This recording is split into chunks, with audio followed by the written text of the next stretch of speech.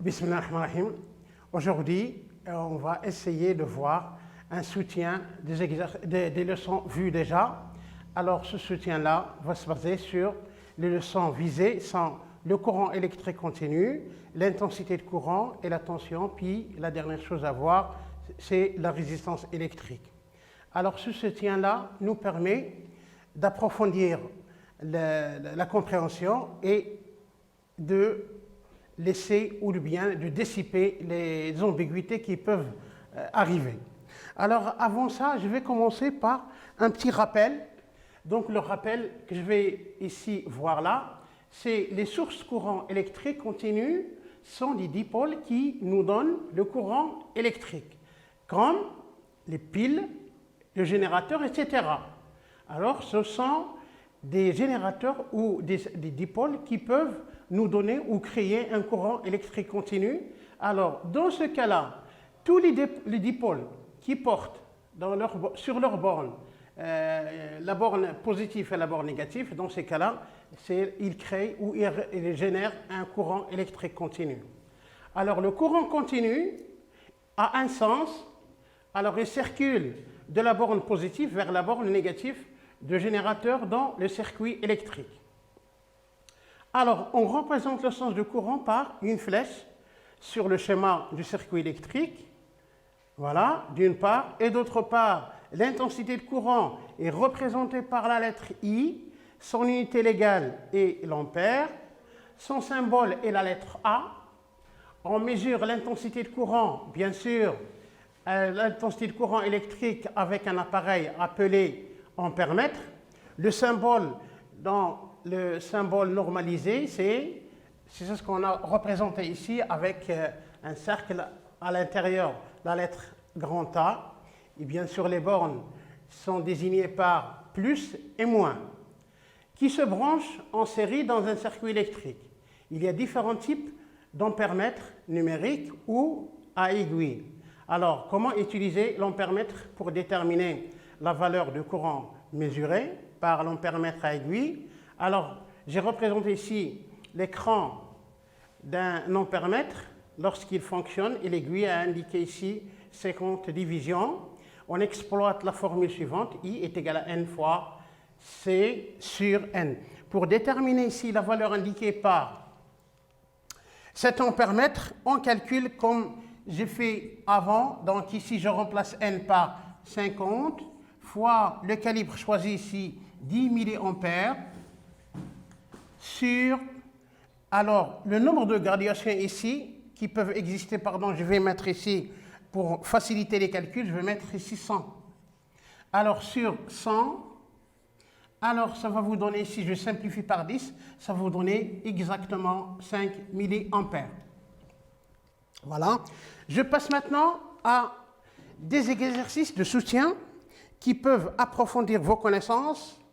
Voilà ici l'exercice 1 et le suivant, représenté par une flèche, le sens du courant dans les schémas suivants.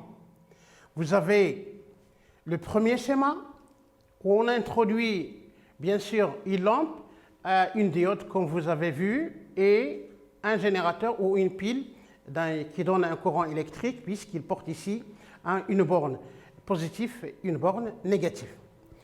À l'autre schéma, le deuxième schéma ici, vous avez deux lampes ici qui sont montées ou branchées en dérivation, la lampe L1 et la lampe L2, qui sont, comme j'ai dit, branchées en dérivation avec la pile.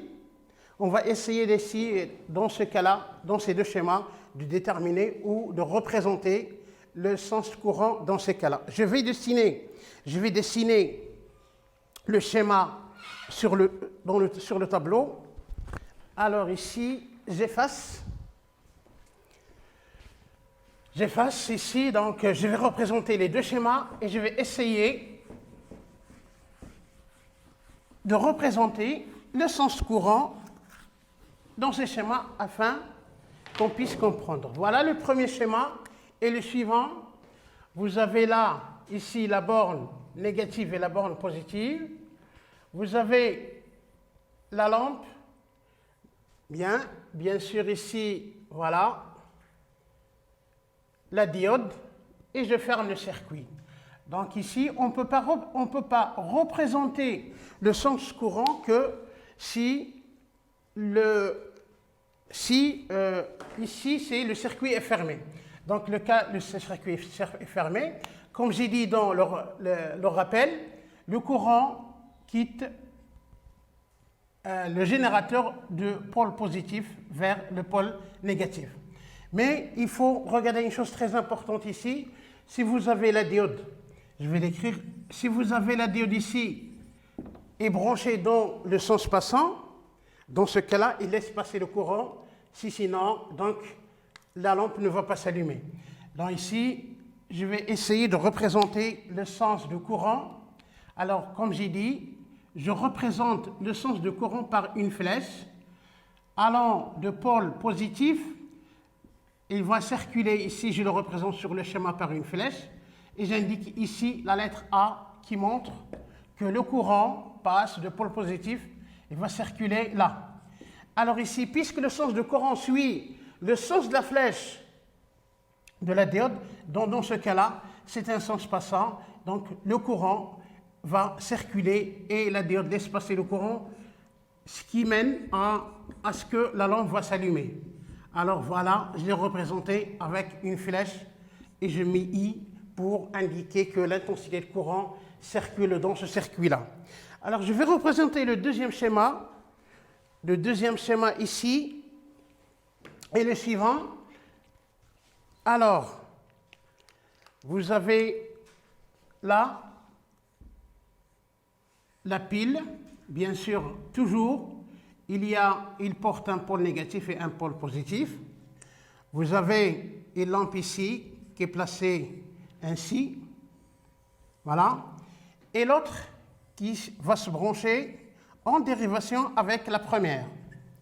Alors, donc on l'appelle L1 et la lampe 2, L2. Comme d'habitude, c'est connu, c'est trivial. Vous avez ici le courant qui passe tout le temps de pôle positif vers le pôle négatif, là. Alors, vous avez ici un point très important qu'on nomme un nœud. Donc, c'est un nœud. Qu'est-ce que ça veut dire un nœud? C'est un point où se rencontrent 3 fils de connexion au moins. Alors ici, donc lorsqu'il arrive là, donc il va se dévier, il va se diviser.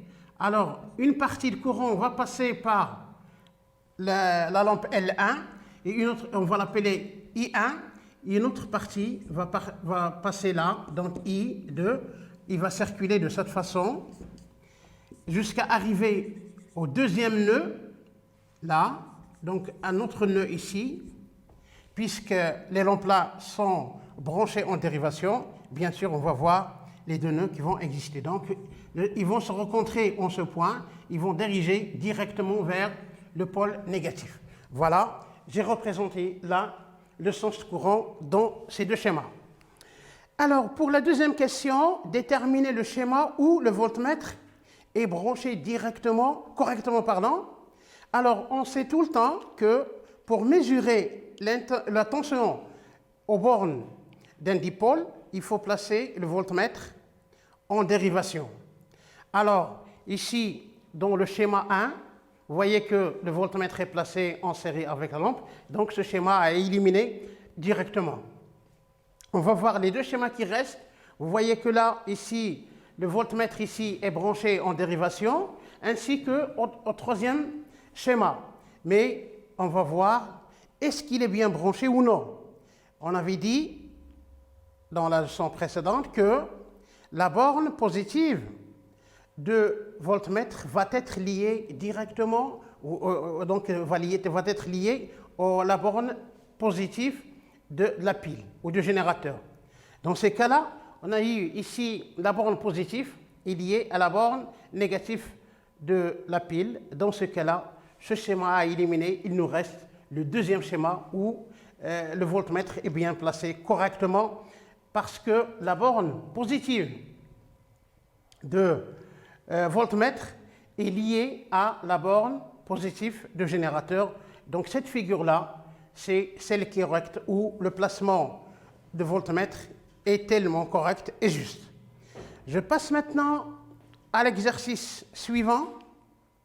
Alors, vous avez ici des ampèremètres. Là, ici, vous avez un ampèremètre qui permet de mesurer l'intensité de courant. Alors, son symbole normalisé, c'est un cercle comme on avait vu. À l'intérieur, il y a A. Il porte une borne positive et une borne négative.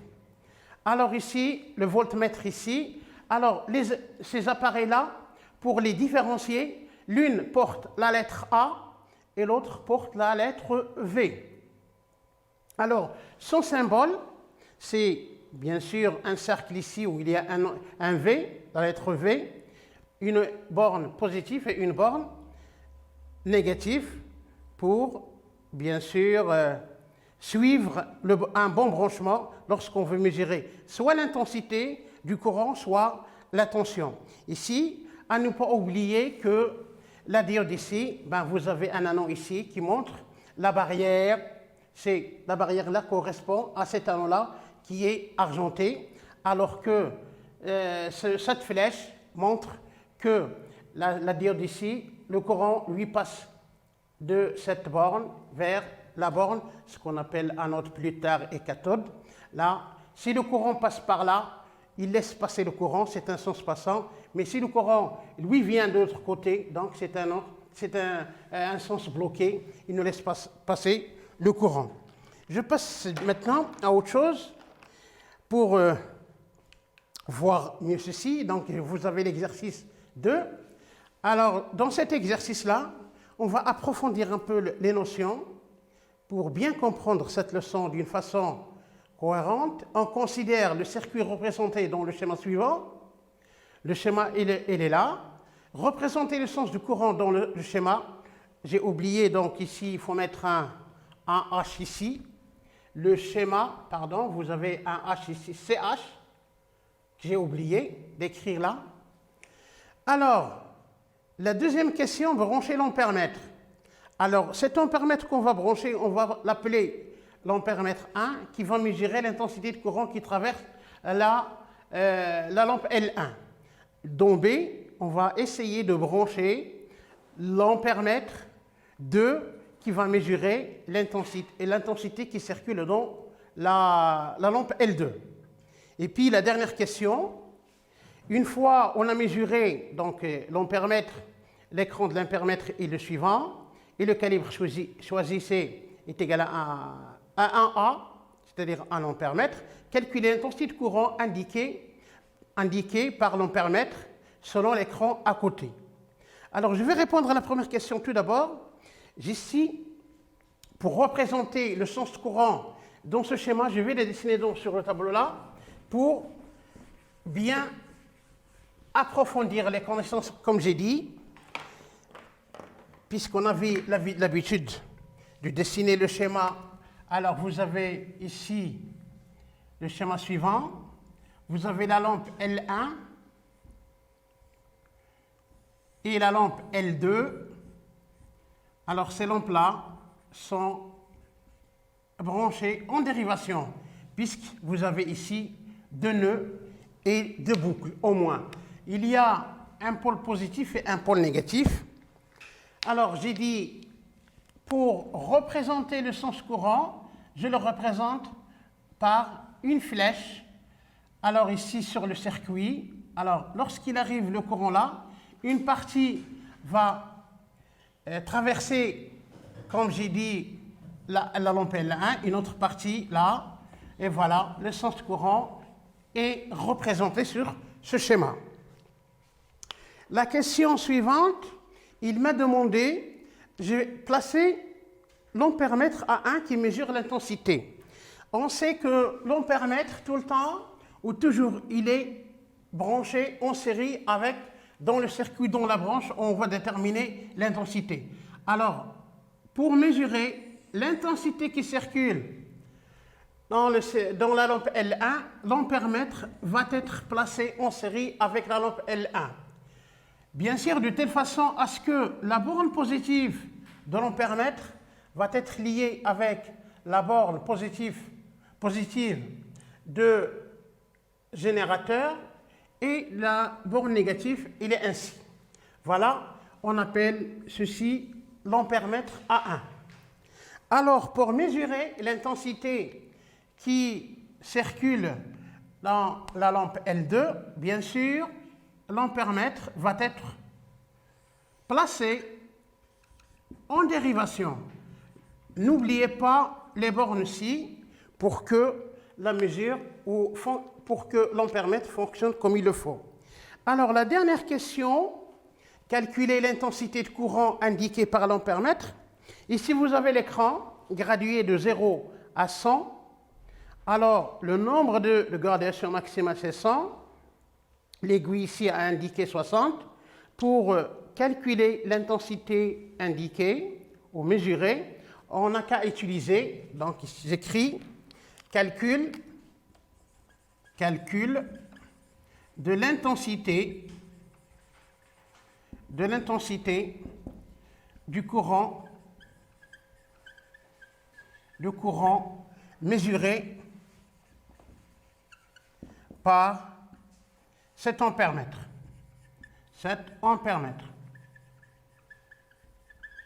Alors, on va utiliser la fameuse relation I est égal à N fois C sur grand N. Alors, le N ici, vous l'avez, c'est 60, le petit n, c'est 60 divisions fois la valeur de calibre choisie, c'est le 1 ampère, 1A, sur le grand N, c'est l'écran ici contient 100 divisions. Alors, je simplifie par les zéros, ça va vous donner ici, là, vous avez un 0,1 ampère. Alors, on avait vu précédemment qu'il y a les multiples et les submultiples de l'ampèremètre. Si j'ai envie de convertir cette valeur-là en milliampères, je vais la multiplier par 1000 parce que, donc, si j'ai multiplié cette valeur par 1000, ça va vous donner 600 milliampères. Sachant que 1 ampère vaut 1000 ampères. Milliampères. Je passe à autre chose.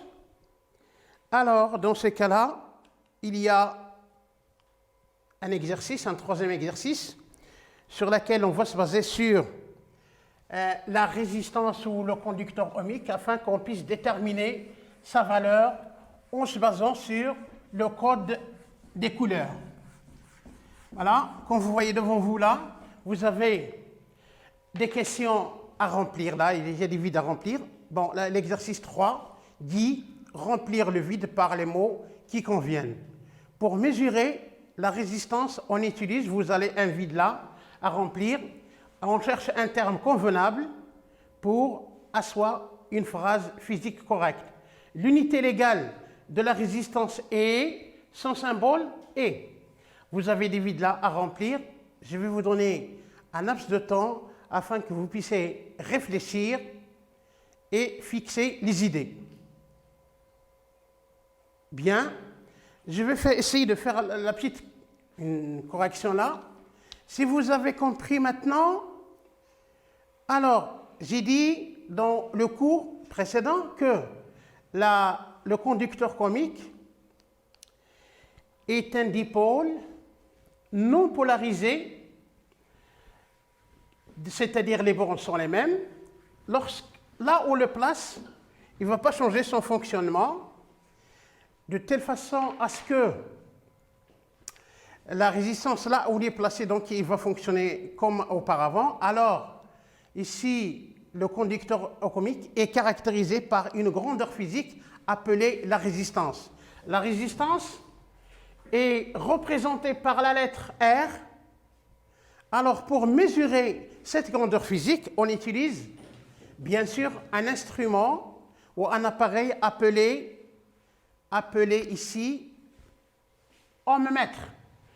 Donc, j'écris là pour mesurer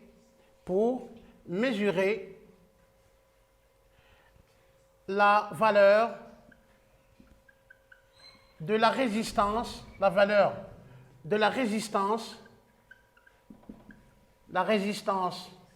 d'un conducteur ohmique, d'un conducteur ohmique, on utilise, bien sûr, on utilise un appareil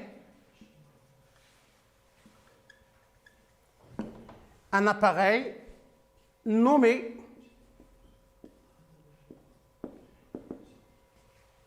ohmmètre. Ohmmètre. Voilà. Alors, l'unité légale ou l'unité internationale de la résistance, donc l'unité légale de la résistance, comme vous avez su, est l'ohm. Alors, ohm, c'est l'unité de la résistance. Alors, son symbole est oméga. Oméga, ça se dit oméga. Voilà. Alors, il nous reste maintenant la question suivante. L'intensité de courant est de temps plus petite que la valeur de la résistance. Quel est le mot qui va compléter cette phrase pour que ça soit correct? Alors, on sait déjà que si la résistance, comme l'indique quelle est son utilité, c'est de s'opposer au passage de courant. Alors, tant que la résistance est plus grande, tant que l'intensité de courant dans le circuit diminue. Alors, ici, l'intensité de courant est de temps plus petite. Alors, si l'intensité est plus petite, alors que la résistance est plus grande. J'écris là l'intensité de courant du courant est petite. Alors, sa valeur est petite, implique que la valeur de la résistance,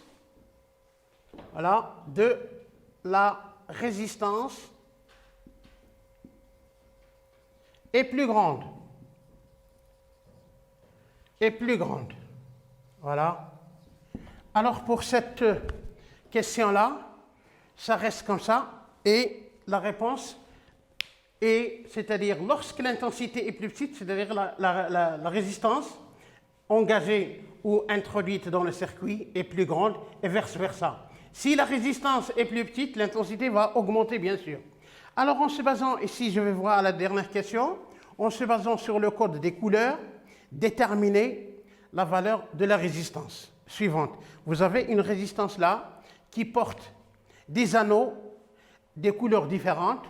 Vous avez deux couleurs ici qui sont identiques et un anneau qui porte bien sûr ici la couleur noire. Alors pour déterminer, j'ai oublié de vous dire là qu'il y a un anneau qui est loin des trois, c'est-à-dire qui va nous déterminer cet anneau-là, qui va nous déterminer l'incertitude, c'est-à-dire le défaut qu'on avait fait lorsqu'on veut déterminer la valeur de cette résistance. Alors pour déterminer cette valeur ici, alors on sait que le nombre ou le chiffre qui correspond à l'anneau marron, c'est le chiffre 1. Alors, celui de l'anneau noir, c'est 0, alors qu'ici, ça indique le nombre de zéros ajoutés derrière les deux nombres écrits. Par exemple, je vais essayer de donner un exemple afin que vous puissiez comprendre. Je dessine ici cette résistance avec des couleurs. Voilà la résistance ici. Voilà les bornes. Vous avez un anneau, donc il est marron. Ici, il est noir. L'anneau. Et voilà le deuxième qui est marron. Alors, ici, j'ai dit que la valeur, le chiffre qui correspond à la couleur marron, c'est 1. Donc, R est égal à 1. Le premier chiffre. Le deuxième qui suit, c'est le noir, qui est le chiffre qui lui correspond, c'est 0. Alors ici, le troisième anneau, ça correspond au nombre de zéros ajoutés. Alors ici, vous avez le marron ici, c'est le nombre de zéros qui lui correspond, c'est 1. Je vais ajouter un 0 ici et je vais écrire, bien sûr, suivi de l'unité, donc la résistance ou la valeur de la résistance ici de ce conducteur ohmique vaut 100 ohms. Alors l'incertitude, puisque vous avez la couleur ici en or, donc il y a des couleurs utilisées pour le quatrième anneau, soit argenté ou la couleur or, puisque c'est or, c'est le défaut où l'incertitude vaut 5%. Alors ici, vous avez là un tableau avec des couleurs et les chiffres qui lui correspondent. Je dis toujours que le quatrième anneau, ça nous donne la tolérance ou l'incertitude de mesure d'une résistance bien déterminée. Alors ici, j'ai dit le troisième anneau. Bien sûr, lorsqu'on place tout le temps, il faut que, bien sûr, je répète là et j'insiste, pour mesurer une telle résistance, il faut que les anneaux qui sont rapprochés doivent être à gauche de l'utilisateur. Alors ici, le premier chiffre, c'est 4, ici, puisque la couleur est jaune, la couleur qui correspond, c'est 4. Alors que le deuxième chiffre, c'est le violet. Le violet, ici, c'est le 7. Et le rouge, c'est le 2, comme vous voyez là, sur le tableau des couleurs.